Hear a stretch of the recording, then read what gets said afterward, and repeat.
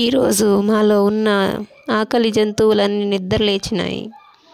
మా కోసం ప్రాణత్యాగం చేసిన ఒక కోడిని, మంటల మీద మండుతున్న ఒక కోడిని తీసుకొని వచ్చి ఉప్పు కారం పూసి వాళ్ళే పూసేసినారు, తీసుకొని వచ్చి మా ముందు ప్లేట్లో పడేసినాం.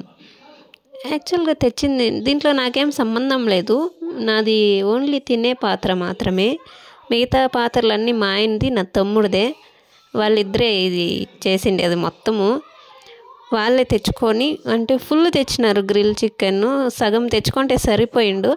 నేను ఒక్క లెగ్ పీస్ తీసుకొని అందరికీ కొంచెం కొంచెం తినిపించి, దాంట్లో నేను తిని నెక్స్ట్ ఇంకొక లెగ్ పీస్ ఎత్తుకున్నా. దాన్ని తినేదానికి కాలేదు, లాస్ట్ దాకా కొరకతానే నా వల్ల కాలేదు. మిగతా పాపం బామర్దులు ముక్కి మూలిగి లాస్ట్కి తిన్నారు. ఎంతసేపు పడింది? ఒక 2 అవర్లు పట్టింటుంది తినేదానికి. మా ఇంట్లో ఎవరు అంత ఎక్కువ తినేవాళ్ళే లేరబ్బా, నిజంగా చెప్పాలంటే.